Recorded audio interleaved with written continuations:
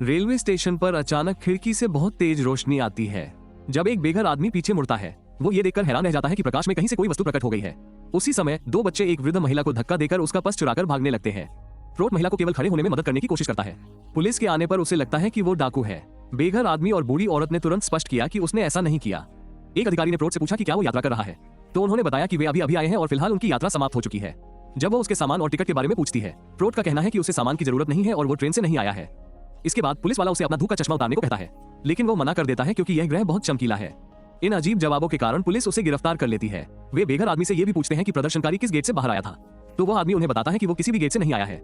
एक महीने बाद मैनहट्टन के मनोचिकित्सा संस्थान में डॉक्टर मार्क एर्नी के साथ थेरेपी सत्र ले रहा है। एक आदमी जो घातक कीटाणुओं के कारण बाहर जाने से डरता है।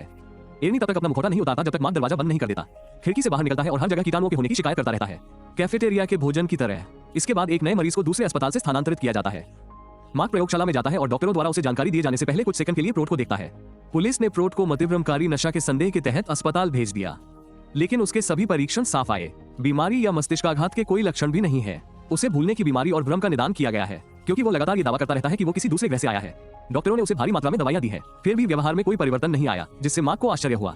उन्हें उसके पास से कोई पहचान पत्र नहीं मिला और न ही उसके विवरण से मेल खाती कोई गुमशुदगी रिपोर्ट मिली, लेकिन उन्हें उसकी जेब से कुछ अजीब चिन्हों वाले कागज मिले। फिर प्रोट को मार्क के कार्यालय में ले जाया जाता है और वह मार्क द्वारा बातचीत में प्रयुक्त अभिव्यक्तियों पर टिप्पणियां। वो कटोरे से एक लाल सेब भी उठाता है और कहता है कि यह उसका पसंदीदा है। प्रोट जानता है कि हर कोई सोचता है कि वो पागल है, लेकिन वो कसम खाता है कि वो पागल नहीं है। उसे घर की थोड़ी याद आती है और वो कपेक्स नामक ग्रह को अपना घर बताता है, जो लायरा तारामंडल में 100 प्रकाश वर्ष दूर है। पृथ्वी पर आने के लिए उन्होंने प्रकाश की ऊर्जा का उपयोग किया और उससे कई गुना अधिक गति से यात्रा की। जब मार्क पूछता है कि वो मानव क्यों दिखता है, तो प्रोट बताता है कि वो यहाँ मानव जैसा दिखता है, लेकिन केपेक्स पर वो कपेक्सियन की तरह दिखता है। ये पहली बार नहीं है जब वो पृथ्वी पर आए हैं और वो आते रहते हैं, क्योंकि वो ऐसे ग्रहों के बारे में जानने को उत्सुक हैं जो अभी भी प्रारंभिक अवस्था में है। बाद में कॉमन रूम में पेशेंट होवे ने प्रोट से उसके ग्रह के बारे में पूछा। प्रोट ने कुछ विवरण साझा किए हैं, जैसे 7 बैंगनी चंद्रमा और 2 सूर्य। इस बीच मार्क अपनी पत्नी रेचल और बेटियों के पास घर चला जाता है। हालांकि वो रेचल की किसी भी बात पर ध्यान नहीं देता। अगले दिन मार्क ने अपने सहकर्मियों के साथ प्रोट के साथ अपनी बातचीत की रिकॉर्डिंग साझा की। उन्हें पता चला कि वो 64 ग्रहों पर जा चुका है और वो 4 साल और 9 महीने पहले पृथ्वी पर आया था। उनका दावा है कि उनकी उम्र 337 वर्ष है। डॉक्टर संभावित निदान पर चर्चा करते हैं, लेकिन वे किसी भी ऐसी चीज के बारे में नहीं सोच सकते जो दूसरे को दी गई दवा प्रोट से प्रतिरक्षित हो। मार्क को आश्चर्य होता है कि क्या वो सचमुच एक एलियन है, और बाकी लोग हंस पड़ते हैं। अगले सत्र के दौरान प्रोट छिलके सहित केला खाता है। मार्क ने केपेक्सी और बच्चों के बारे में पूछा, तो प्रोट बताते हैं कि उनकी प्रजनन प्रक्रिया बहुत दर्दनाक है। वो अपनी बातचीत रोककर कुछ बातें अपनी नोटबुक में लिख लेता है, क्योंकि वो उन सभी स्थानों की रिपोर्ट रख रहा है जहां वह गया है। सत्र के बाद प्रोट आम पर लौटता है। वो कमरे में जाता है और सभी मरीजों को नाम लेकर नमस्ते कहता है। बेस्ट जवाब नहीं देती और एर्नी समझाता है कि वो बात नहीं करती। वो किसी को भी नहीं बताती क्योंकि उसे डर है कि उसके मुंह से धुआं निकलेगा। बचपन में जब उसने अपना घर जला दिया था, तब उसे इस संस्थान में लाया गया था। हालांकि उन्होंने कहा कि यह बिजली से लगी आग थी। इस बीच डोरिस नस पर चिल्लाती है और फेंक देती है। उसे बाहर आने के लिए कहने पर उसके चेहरे पर खाना मारा, ये जानते हुए कि वो कभी भी अपने कमरे से बाहर नहीं निकलती। प्रोट करीब आता है और देखता है कि उसकी मेज 2 लोगों के लिए सजाई गई है, इसलिए वो पूछता है कि क्या वह भी शामिल हो सकता है। डोरिस उसे सज्जन कहती है और अपने बाल और मेकअप ठीक करती है। उन्होंने ये भी स्वीकार किया कि वो 11 वर्षों से किसी का इंतजार कर रही है। प्रयोगशाला में डॉक्टर मार्क को प्रोट के परीक्षण के परिणामों के बारे में बताता है। वो निश्चित रूप से श्वेत प्रकाश के प्रति संवेदनशील है और पराबैंगनी किरणों का पता लगा सकता है, जो मनुष्य नहीं कर सकते। अगले सत्र के दौरान मार्क लाइट बंद कर देता है और ब्लॉग बंद कर देता है, इसलिए प्रोट ने अंततः अपना धूप का चश्मा उतार दिया। मार्क उससे उसके परिवार के बारे में पूछता है, लेकिन प्रोट ने खुलासा किया कि उसके ग्रह पर बच्चे सभी लोग उनका पालन पोषण करते हैं और कोई परिवार नहीं होता। वहां न तो कोई विवाह है, न ही कोई सरकार है और न ही कोई कानून है।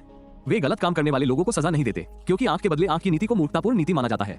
पारिवारिक बैठक के दौरान मार्क अपने बहनोई स्टीव से बात करता है, जो खगोल शास्त्री है। वो उससे कुछ कठिन प्रश्न पूछता है, जिसका उपयोग वो प्रोट कहानी को चुनौती देने के लिए कर सकता है। कुछ समय बाद नज मार्क को बताती है कि वो कई घंटों से खिड़की से नहीं हिला है। जब मार्क उस पर जांच करता है कैसे, वो बताते हैं कि वो खुशी के नीले पक्षी की तलाश में है। वो कहता है कि प्रोट ने उसे 3 कार्यों में से पहला कार्य करने के लिए कहा था। यदि वो इन्हें पूरा कर लेगा तो वो ठीक हो जाएगा। मार्क फिर खिड़की से बाहर देखता है और चौंक जाता है, ये देखने के लिए कि प्रोट एर्नी को बगीचे में लाने में कामयाब हो गया है। वो बाहर भागता है और लोगों के इलाज में हस्तक्षेप करने के लिए प्रोट को डांटता है, ये बताते हुए कि प्रोट एक मरीज है और वो डॉक्टर है। प्रोट को आश्चर्य है कि मार्क ने तब किसी को ठीक क्यों नहीं किया और हाथ उन्हें खगोल विज्ञान के सभी प्रश्नों के उत्तर सहित कुछ शोधपत्र दिए। जब स्टीव को सभी उत्तर मिल जाते हैं, वो ये सब पढ़कर हैरान है, क्योंकि प्रोट जानता है ऐसी बातें जो एकमात्र दूरबीन वाला शौकिया व्यक्ति नहीं जान सकता। वो मार्क को फोन करके ये सब बताता है और मार्क पूछता है कि क्या कोई खगोल भौतिकीविद गायब है, लेकिन स्टीव को किसी के बारे में पता नहीं है। जैसे जैसे दिन बीतते हैं, मार्क प्रोट्स केस से जुनूनी हो जाता है और कोई प्रगति न होने के कारण लोग निराश हो जाते हैं। वो घर पर ही इस मामले पर काम करता है और अपने परिवार की उपेक्षा करता है। एक शाम मार्क ने प्रोट को ले जाने का फैसला किया। वैधशाला में पहुंचे और वहां वैज्ञानिकों ने उनसे कई सवाल पूछे। वे देखना चाहते हैं कि वो प्रकाश में कैसे यात्रा करता है और प्रोट बस पलकें झपकाता है। उन्होंने कहा कि वो चले गए और वापस आ गए। वैज्ञानिक उसे गंभीरता से नहीं लेते और अधिक प्रश्न पूछते हैं, इसलिए प्रोट अपने उपकरणों का उपयोग करके विभिन्न सौर प्रणालियों का नक्शा बनाता है और कुछ जोड़ता है। ऐसे समीकरण जो खगोल विज्ञान की कुछ समस्याओं को हल करते हैं जिन्हें मनुष्य समझाने में असमर्थ रहे हैं। हर कोई सदमे में है और उन्हें समझ नहीं आ रहा कि उसे ये सब कैसे पता चला। संस्थान में चल रही घटनाओं के बीच वो अंततः नीले पक्षी को देखता है और उत्साह में चिल्लाता है। वो सभी मरीजों को इकट्ठा करना शुरू कर देता है और कर्मचारी और जल्द ही खिड़की के चारों ओर खुशी से भीड़ इकट्ठा हो जाती है। जब मार्क सारी हलचल पर नजर रखता है, वो ये देखकर हैरान रह गया कि डोरिस भी पक्षी को देखने के लिए बाहर आई है। शाम को बेस प्रोट से मिलने जाती है और कहती है कि वो नीला पक्षी है। कुछ समय बाद सेल प्रोट से पूछता है कि उसे प्रकाश से यात्रा करना सिखाए क्योंकि वह जाना चाहता है। उन्होंने 15 वर्षों तक एक महत्वपूर्ण होटल में दरबान के रूप में काम किया और एक दिन उसे हर जगह एक भयानक गंध महसूस होने लगी। उन्होंने उसे संस्थान में भेज दिया और वो पिछले 10 वर्षों से यहाँ है। प्रोट वो पहला व्यक्ति है जिससे वो मिलता है जो बदबूदार नहीं है, इसलिए सेल सोचता है कि वो उसकी मदद कर सकता है। जब प्रोट उसे अच्छी खुशबू के बारे में कहानियां सुनाता है अपने ग्रह पर, सेल कहता है कि वो जाना चाहता है, लेकिन प्रोट ने स्पष्ट किया कि वो केवल एक व्यक्ति को ही अपने साथ वापस ले जा सकता है। जल्द ही मार्क को पता चलता है कि लगभग हर मरीज सोचता है कि वे कपेक्स जा रहे हैं। प्रोट ने उसे आश्वासन दिया कि उसने सभी को बता दिया है कि वो केवल एक व्यक्ति से बात की और घोषणा की कि वो 27 जुलाई को 5:51 बजे जा रहा है। उसने सुरक्षा कारणों से ये तारीख चुनी। उस रात मार्क एक एहसास से चौंक कर जाग जाता है। अपने परिवार की उपेक्षा करते हुए वो अपने कार्यालय में जाता है और प्रोट सत्रों की रिकॉर्डिंग की जांच करता है। उन्होंने कहा कि वे 4 वर्ष 9 महीने और 3 दिन पहले पृथ्वी पर आए थे। मार्क ने गणना की और पुष्टि की कि 27 जुलाई 5वां वर्ष होगा। यही कारण है कि प्रोट उस तारीख को छोड़ना चाहता है। उनका मानना है कि उस दिन उनके साथ कोई दर्दनाक घटना घटी होगी। रेचेल उसे इस समय काम करने के लिए डांटती है और गुस्से में उसके कार्यालय से बाहर निकल जाती है। 4 जुलाई को मार्क के परिवार की एक और सभा होती है और वो प्रोट को भी इसमें शामिल होने के लिए आमंत्रित करता है। प्रोट तुरंत परिवार के कुत्ते के दोस्त बन जाते हैं जो पहले कभी किसी को पसंद नहीं करते थे। वो कुत्ते की बात का अनुवाद करने लगता है ताकि बच्चे उसके साथ बेहतर व्यवहार कर सकें। दोपहर के भोजन के दौरान उनके लिए एक विशेष शाकाहारी व्यंजन होता है क्योंकि वे मांस नहीं खाते। प्रोट ने बहुत अच्छा समय बिताया और कुछ तस्वीरें देखकर उसने ये सीखा। मार्क की पहली शादी से एक बेटा है जो अब उससे बात नहीं करता। वो राहेल को बताता है कि उसके यहाँ कोई परिवार नहीं है। वो सोचती है कि वो कुछ बहुत महत्वपूर्ण चीज भूल रहा है। जबकि प्रोट झूले पर लड़कियों में से एक की मदद करता है। अन्य बच्चे स्प्रिंकलर चालू कर देते हैं और शोर के कारण बच्चा जम जाता है। लड़की भी उसे खेलने के लिए मजबूर करती है, लेकिन प्रोट ने उसे वापस खींच लिया और कहा कि उन्हें पानी में नहीं जाना चाहिए। जैसे ही परिवार के पुरुष प्रोट को पकड़ने के लिए दौड़ते हैं, राहेल अपनी बेटी को ले जाती है। नर्स ने एक शामक दवा तैयार की, लेकिन अंततः उसे बचाया गया। जब वे स्प्रिंकलर बंद कर देते हैं तो स्थिति शांत हो जाती है। वो एप्पल पाई का जिक्र करता है और मेज की ओर ऐसे चला जाता है जैसे कुछ हुआ ही ना हो। अगले दिन मार्क को अपने बॉस को यह समझाना पड़ता है कि ये सब दुर्घटना थी और कसम खाता हूं कि यह उत्पाद खतरनाक नहीं है। उनका मानना है कि पानी ने स्मृति को जागृत किया होगा, एक दर्दनाक घटना के बारे में, और एक प्रतिगमन अभ्यास करना चाहता है। ये बहुत खतरनाक हो सकता है, लेकिन उसे ऐसा लगता है कि उसका समय खत्म हो रहा है। मार्क प्रोट की तलाश में जाता है और अन्य मरीज उसे बताते हैं। उन्होंने बताया कि वो प्रस्थान से पहले कुछ और देशों की यात्रा पर निकल गए हैं। डॉक्टरों की पूरी टीम घबरा जाती है जब उन्हें पता चलता है कि प्रोट इमारत में नहीं है, इसलिए उन्होंने अधिकारियों को बुलाया। 3 रात बाद भी मार्क आश्रय स्थलों पर फोन करता रहा, कोई फायदा नहीं हुआ और वो अपनी मेज पर ही सो गया। अगली सुबह मार्क खिड़की से बाहर देखता है और प्रोट को एक पेड़ पर आराम करते हुए पाता है। प्रोट का दावा है कि उसने कई देशों का दौरा किया है और पता चला कि उन्होंने घोषणा की थी कि वो जा रहे हैं। जब मार्क सम्मोहन का उल्लेख करता है तो प्रोट उसे मना कर देता है, लेकिन मार्क का कहना है कि यदि वो ऐसा नहीं करता है तो उसके वरिष्ठ अधिकारी उसे जबरन नौकरी से निकाल देंगे। जबकि अन्य डॉक्टर खिड़की के पीछे से देख रहे हैं। मार्क प्रोट को सम्मोहित करता है और उससे उसके बचपन की महत्वपूर्ण घटनाओं के बारे में पूछता है। प्रोट को अपने सबसे अच्छे दोस्त के पिता का अंतिम संस्कार याद है, लेकिन उसे उस आदमी का नाम याद नहीं है। ये पिता उस बूचड़खाने में घायल हो गया जहां वो काम करता था और बाद में उसकी मृत्यु हो गई, लेकिन प्रोट ने स्थान बताने से इनकार कर दिया। वो स्पष्ट रूप से अपनी नाड़ी में बहुत असहजता महसूस करता है। उसकी नाड़ी की गति बहुत तेजी से बढ़ने लगती है। मार्क एक और स्मृति पर जाने के लिए एक प्रश्न पूछता है और प्रोट शांत हो जाता है। उन्होंने बताया कि वो और उनके सबसे अच्छे दोस्त अक्सर तारों को देखा करते थे। वो अपने पिता की दूरबीन के साथ साथ अब भी इस बात पर जोर देता है कि वो एक एलियन है। उसका सबसे अच्छा दोस्त अब बहुत अच्छा नहीं कर रहा है, इसलिए प्रोट वापस आ गया। ये देखकर कि उसका मरीज फिर से असहज महसूस करने लगा है। मार्क उसे जगाने का निर्णय लेता है और उसे यह एहसास नहीं होता कि सम्मोहन पहले ही हो चुका है। इसके बाद मार्क अपने सचिव से खोज करने को कहता है, ग्रामीण क्षेत्रों में साफ रात के आसमान वाले बूचड़खानों में। इस बीच मरीज इस बात पर बहस कर रहे हैं कि प्रोट के साथ कौन जाएगा, तो वो एक विचार के साथ कैसे आता है। उन्हें एक निबंध लिखकर यह साबित करना होगा कि उन्हें क्यों चुना जाना चाहिए, और प्रोट उन सभी को पढ़ने के लिए सहमत हो जाता है। जल्द ही प्रोट पुनः सम्मोहित होने के लिए सहमत हो जाता है। वो सोचता है कि वो 1985 में अपने सबसे अच्छे दोस्त के साथ है, लेकिन दूसरे लड़के का नाम बताने से इनकार कर देता है, इसलिए मार्क उसे पीट कहने का फैसला करता है। उस समय पीट 17 वर्ष का था और प्रोट 175 वर्ष का था। बीट की सारा नाम की एक गर्भवती प्रेमिका थी और वह अपने भविष्य को लेकर चिंतित था। प्रोट को फिर से असहजता महसूस होने लगती है, इसलिए मार्क एक अलग स्मृति के बारे में पूछता है। 1991 में प्रोट पीट से मिलने वापस आया, जो बूचड़खाने में काम करता था, और सारा से शादी कर ली। कुछ समय बाद मार्क को एर्नी पर एक जांच के लिए बुलाया जाता है। अस्पताल में भर्ती कराया गया क्योंकि उसने उसे सोते समय मारने की कोशिश की थी। मार्क चिंतित है, लेकिन एर्नी उसे आश्वस्त करता है कि वह ठीक है। यहाँ तक कि यह भी कहता है कि यह अद्भुत था। जब होवे उसका गला घोट रहा था, एर्नी की सांस रुक गई, इसलिए होवे उसे अस्पताल ले गए और उसे वापस जीवित कर दिया। जब एर्नी की नींद खुली तो उसे एहसास हुआ कि मरना ऐसी चीज नहीं है जिस पर आपका नियंत्रण हो, इसलिए इससे डरना जीवन की बर्बादी है। अब एर्नी बहुत अच्छा महसूस कर रहा है और हड्डियों वाली मछली खाने जैसे जोखिम भरे काम करने के लिए तैयार है। इसके बाद मार्क ने होवी की जांच की, जिसने अनुमान लगाया कि वो अर्नी से ठीक हो गया है। उन्होंने कहा कि यह प्रोट से उनका दूसरा कार्य था और उन्हें केवल एक और की आवश्यकता है। अगले दिन मार्क ने प्रोट को पुनः सम्मोहित किया और 27 जुलाई 1996 की तारीख बताई। प्रोट का कहना है कि वो पैक्स पर है, लेकिन उसे लगता है कि पीट के साथ कुछ गड़बड़ है, इसलिए वो तुरंत पृथ्वी की यात्रा करता है। वो पीट को नदी में कूदते हुए पाता है। किसी भयानक घटना के कारण स्वयं को मिटाना। लेकिन प्रोट ने ये कहने से इनकार कर दिया कि क्या उसके प्राण अस्त व्यस्त होने लगते हैं। फिर भी मार्क उसे जगाने से इनकार कर देता है क्योंकि वह जवाब चाहता है।